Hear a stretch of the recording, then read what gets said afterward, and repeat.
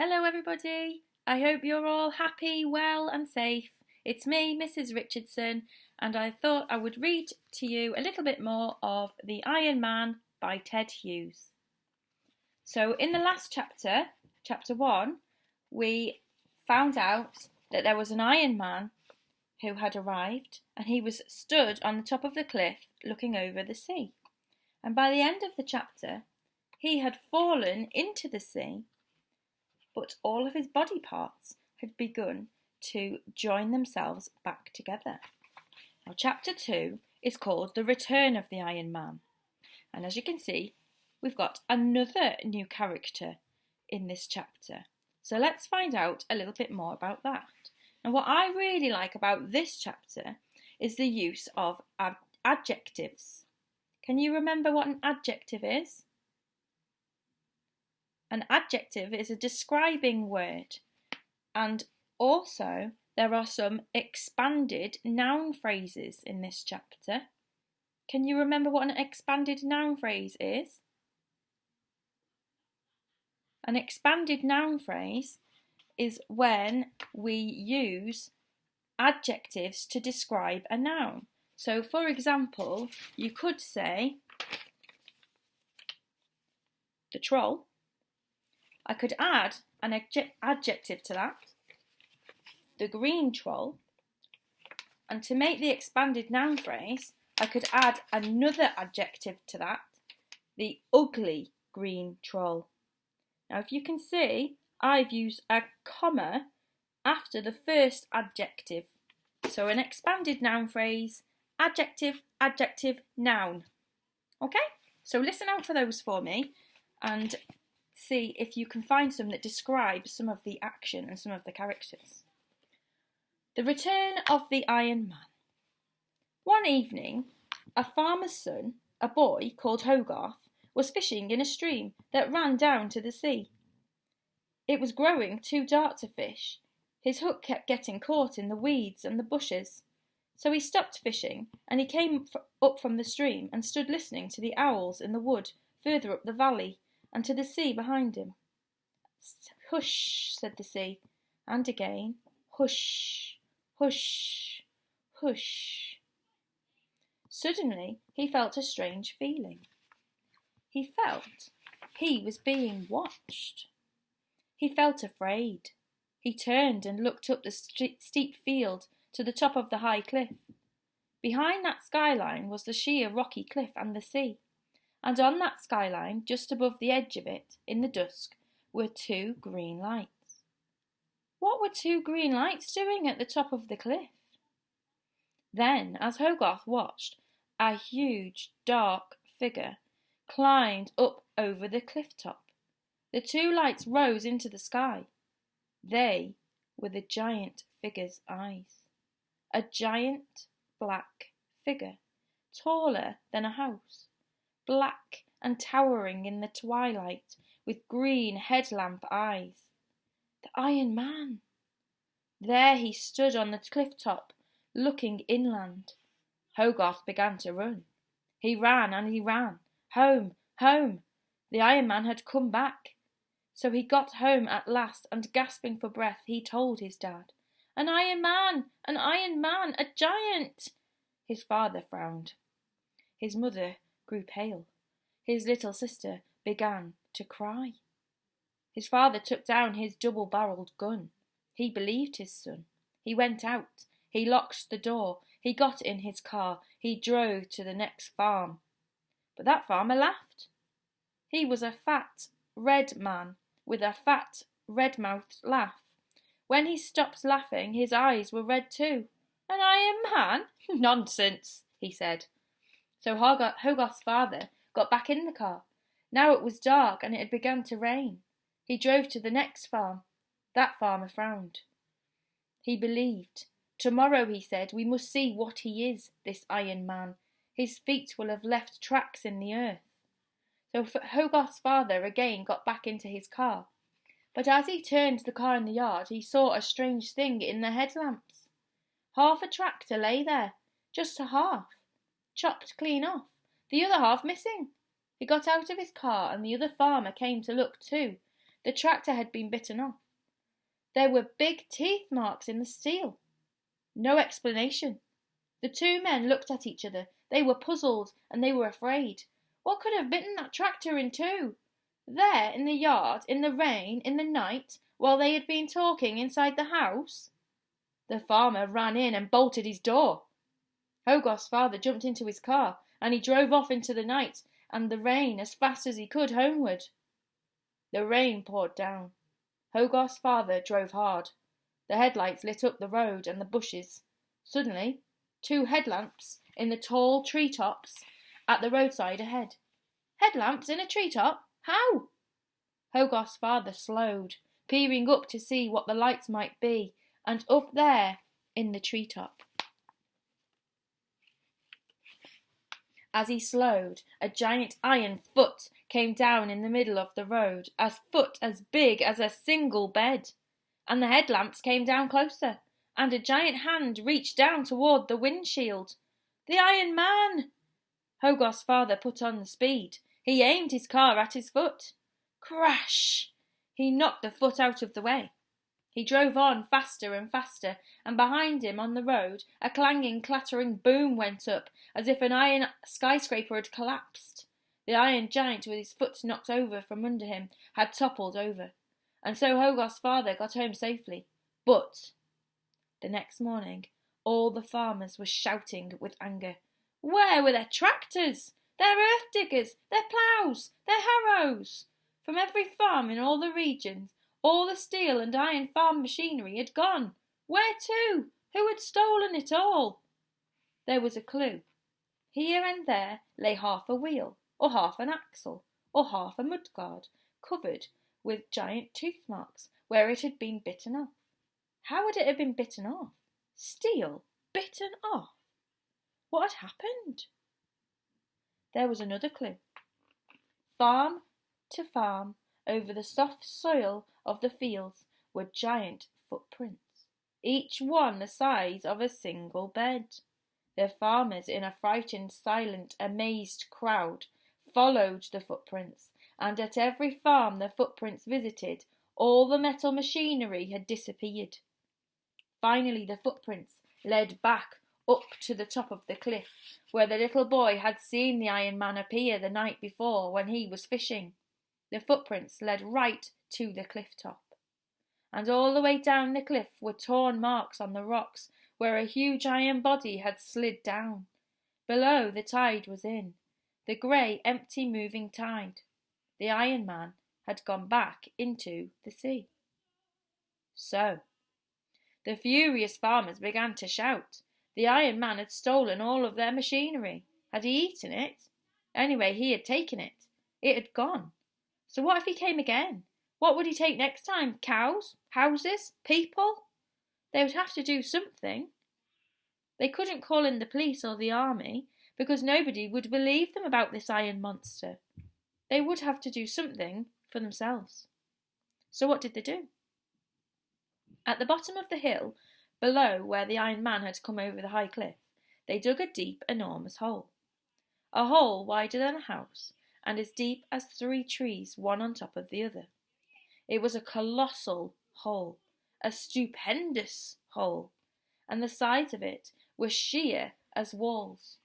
They pushed all the earth off to one side.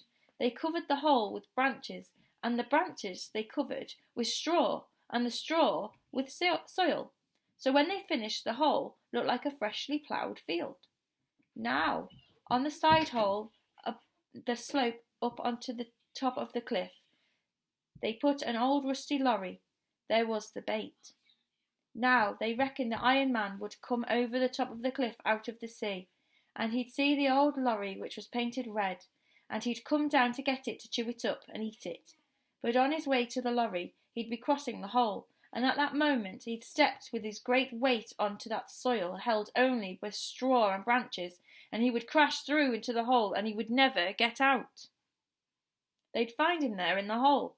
Then they'd bring the few bulldozers and the earth movers that he hadn't already eaten, and they would push that pile of earth on top of him and bury him forever in the hole. They were certain now that they would get him. The next morning In a great excitement, all the farmers gathered together to go along to examine the trap. They came carefully closer, expecting to see his hands tearing at the edge of the pit. They came carefully closer.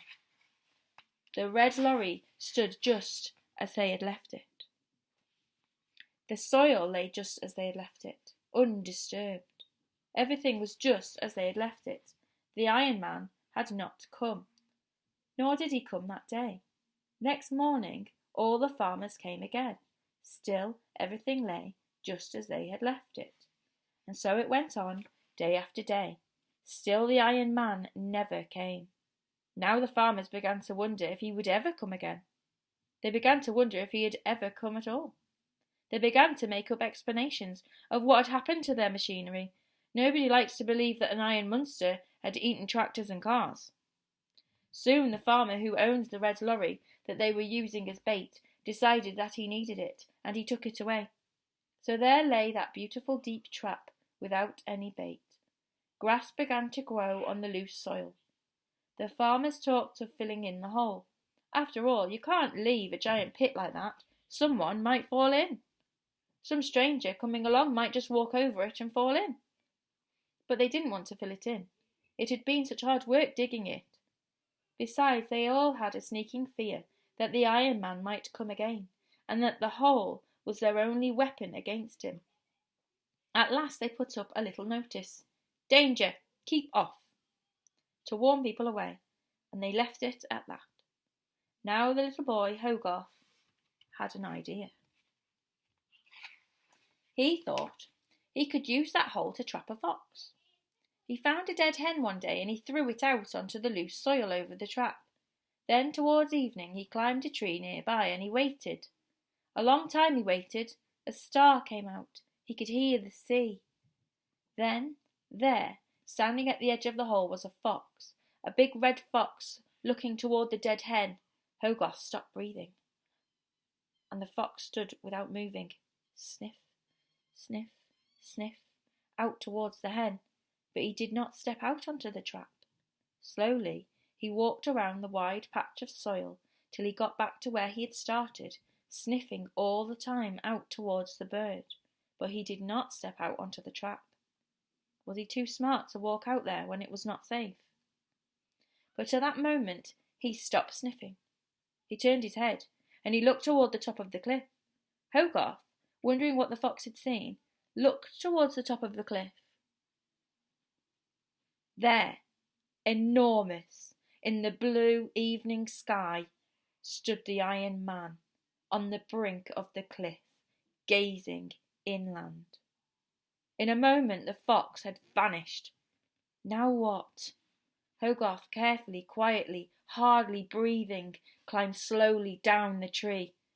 He must get home and tell his father, but at the bottom of the tree he stopped. He could no longer see the Iron Man against the twilight sky. Had he gone back over the cliff into the sea? Or was he coming down the hill, in the darkness, under that high skyline, towards Hogarth and toward the farms?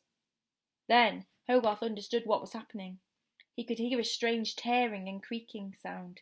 The Iron Man was pulling up the barbed wire fences that led down the hill, and soon Hogarth could see him as he came nearer, tearing the wire from the fence posts, rolling it up like spaghetti and eating it. The Iron Man was eating the barbed fence wire.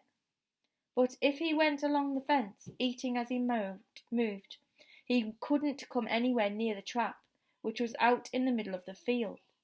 He could spend the whole night wandering around the countryside, along the fences, rolling up the wire and eating it, and never would any fence bring him near to the trap.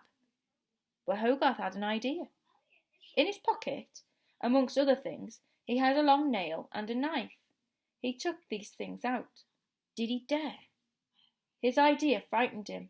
In the silent dusk, he tapped the nail and the knife blade together.